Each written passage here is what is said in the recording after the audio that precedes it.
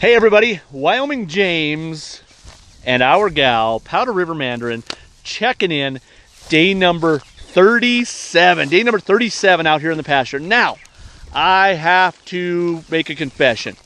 We're a little late getting out here. The sun is really high in the sky. I'll tell you what, Mandy and I, we had a great breakfast together.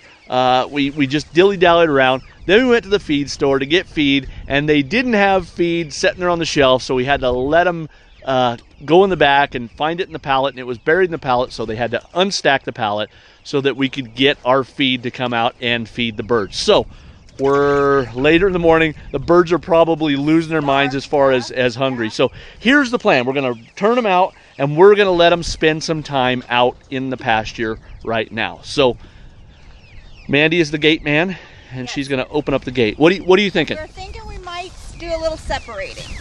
We might try to separate some of the smaller ones into their own tractor so we can kind of boost their feed and monitor them a little bit better, try to get them back up to speed with the rest of them. So. Yep. And then also we're going to go over here. Let's run over here while she's doing that. Hang on, Mandy. Let's just go over here. And so this tractor here was where our hurt bird was at. So, and it's not talons up, so we should be all right. My guess is it's probably that one laying on its side back there. Hey, hi guys. So, I don't know. Oh, maybe. You want to just turn this tractor out? Yeah, let's do this all right, one. so Might as well. let's turn it out. Hey birds, come get some grasshoppers.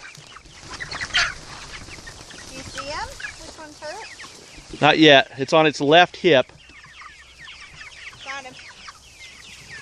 Right there. Is this him? Yeah. Let's see. It's that one right there. It is. Yep, that's it. Yep. So now we got some stuff from the feed store.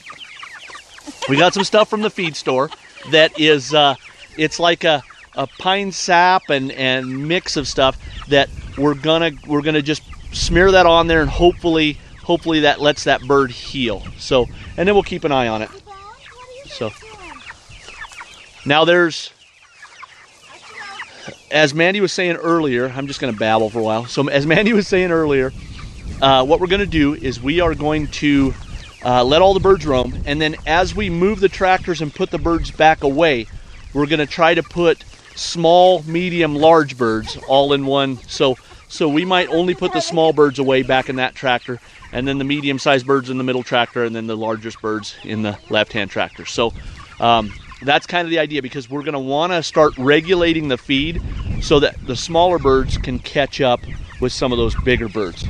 And I'll tell you what, as I look, I was going to use an example, but as I look, I can't even really distinguish a size difference between these birds. Like this one looks small, right? Until it gets next to the other two, and then it's the same size. So we'll figure this out. We have the scale here, so we might end up weighing birds, yeah, just to see how to divide them. So stay with us. We're going to spend some time out here, so hopefully there's a lot of good content here. Stand by. Okay, so we managed to only pull 6 little bitties out of there. So there were 6 small ones that we pulled out of that tractor there. So Mandy is turning out tractor number 2 right now, and we're going to see if we're going to let them graze for a little bit and see if we can pick out some more small ones.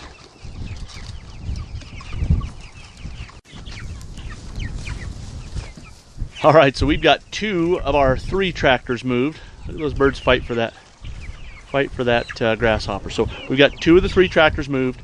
We've got, I think, most of the smaller birds all sorted out. You shouldn't see any big size differences now, because we pulled 6 out of the far right tractor, 3 out of that one, and then we took 9 of the biggest birds of what we had left over, and Mandy had divided them back up between those 2 tractors. So they are just, this last group is just out grazing around, looking for grasshoppers, and there's still plenty of them out here.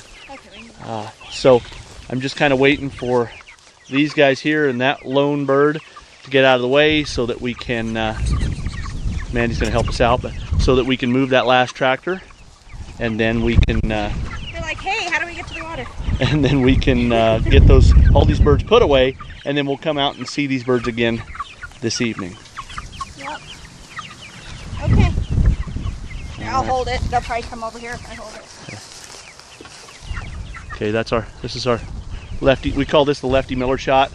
This is our obligatory Powder River Mandarin shot here. I'm just going to give him about 5-6 seconds of that. All right, so Lefty, thanks a bunch. Hello, by the way. So we're going to get this. I'm going to put this on the tripod, get this last tractor moved, and then we will, like I said, put them away.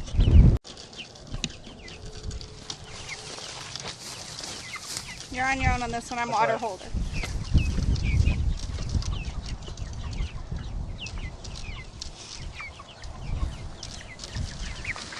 One behind you, kind of. Boop, boop, boop, boop. He just keeps it walking. That's good. Birds! Birds! Get out of the way, bozo. Gonna hurt a leg.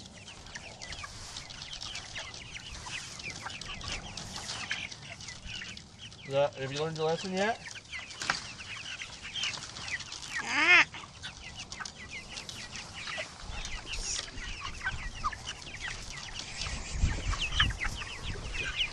Birds! You want in? Oh, okay. You want to hang the water? Yeah, no. We've only got just a little bit to go, so. And I figure if we hang it in the front, they'll be out of the way. Towards the front. Yeah. Okay.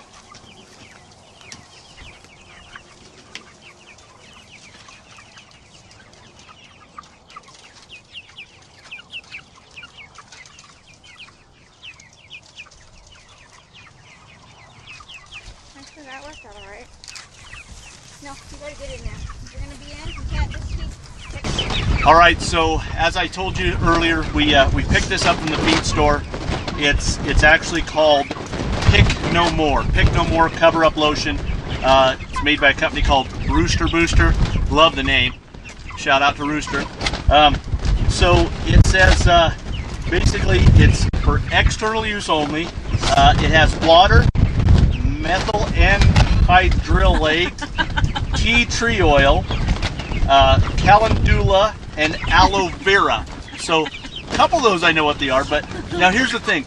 We cannot verify how completely organic this is. However, we're not administering it internally. It's topical, so we are just going to put this on these birds to keep them from getting picked at. So that's what, in all of our internet research, this is what we came up with. So we're going to administer this. Basically, it just says that you drip it on and kind of smear it around.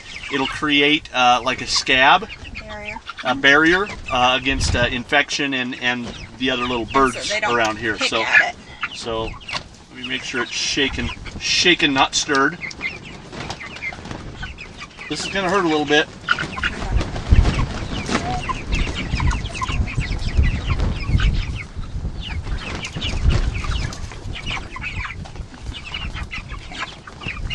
All right, sorry, buddy.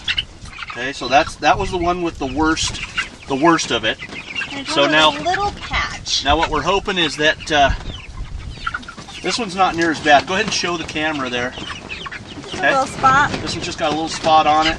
Smells good. Yeah, I know that sounds weird, but it's probably that tea tree oil. Okay.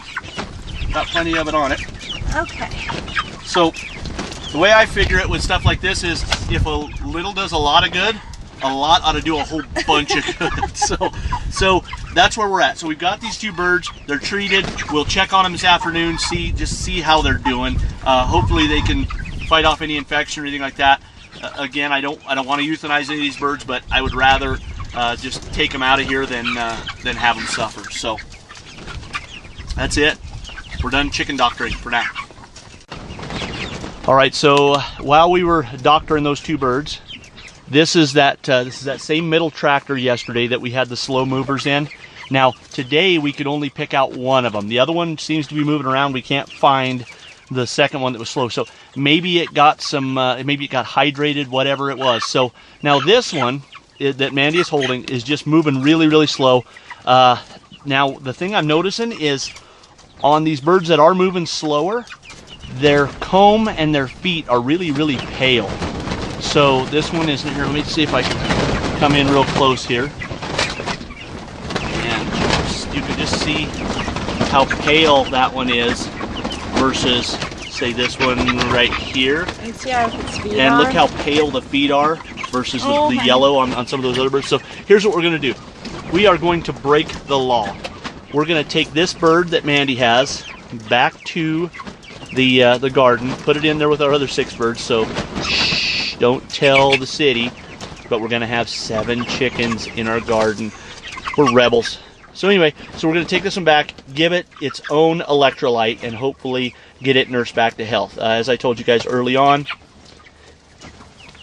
it's all we can do is administer electrolyte, and hopefully that brings them out of it. So we're going to check out from the pasture right now, but we will check back in with you shortly. All right, so we are back out here.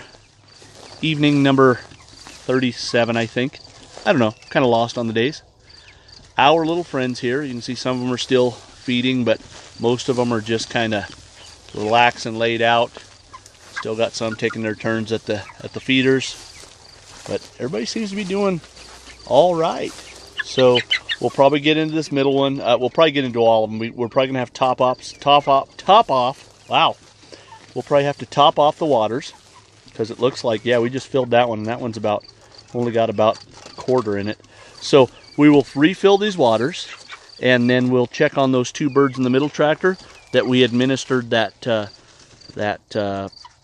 sap stuff to. So we'll check on them as well. So have a new helper out here today. Well, it's son. You're really backlit, Mason, but it's okay. So our boy Mason finally has a day off from football, and he's out here to I think he just rode out with me. Just wanted to take the ride.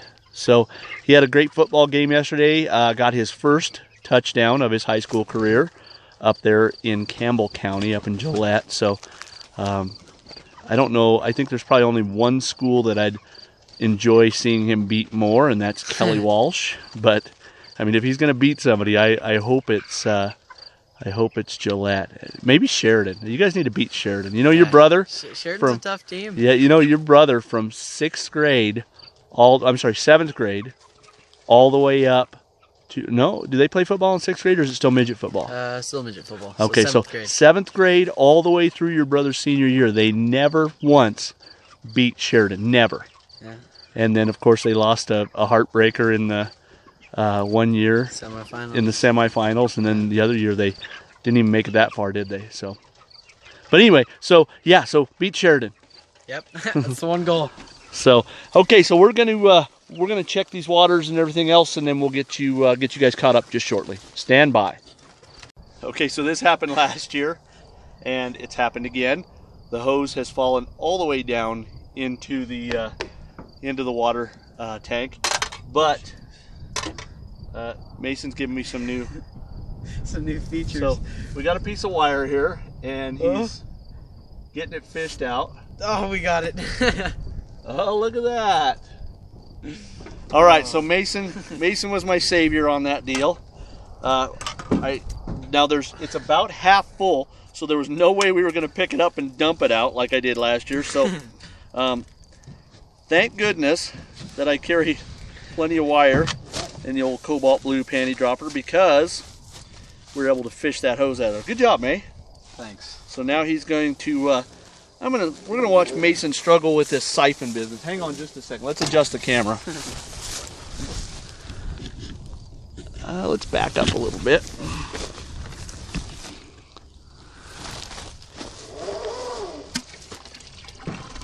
First try. First try. Good job.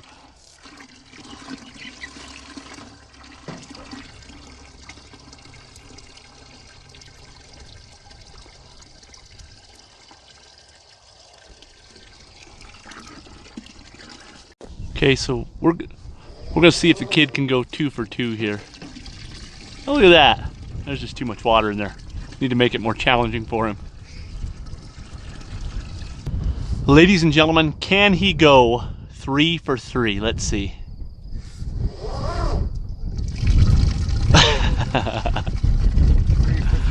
Wow, it's amazing. Again, feel like maybe that's some of his Latin heritage coming out in him. He's really good at using a siphon hose. So at least we know the kid ain't gonna go without gas. All right, so as we were filling waters and raising the feeders, Mason hauled a full bucket of water, full 5 gallons of water, hauled it into one of the tractors, and he was hoisting it up on the rope, and it was a piece of the Manila hemp rope, and problem was it was last year's rope, so he got it hoisted up, and of course the birds rushed over there to drink, and this one was in that group, and the rope gave way, and the 5 gallon bucket fell, and it got this one, and hopefully I don't know if you can see it or not, but there's right here on the back of its neck, right here on the back of this bird's neck, it opened up the back of the neck. Can you see it there? All right, so it opened up the back of this bird's neck. I'm sure it kind of crushed its little noggin underneath the weight of that bucket, but I was really worried about it at first, thinking we better take it home to the tractor or to the garden, but I think we're gonna leave it out here. I think we're gonna medicate the back of this bird's neck, and then what we'll do is put it back in here and just hope it does all right. It's moving around. I mean, it's obviously wounded. It's not struggling a whole lot trying to get away, but I think it'll be all right. It survived this long, so we'll we'll try that. So no fault of Mason's, none whatsoever. He was just hanging that water bucket, and it gave way. So we are going to break loose right now. We're going to put this, like I said, we're going to medicate this bird, and medicate it, I mean we're going to put that topical solution on it, and then we'll check out for the evening. So Wyoming James, our man Mason, checking out from the Urban Micro Farm.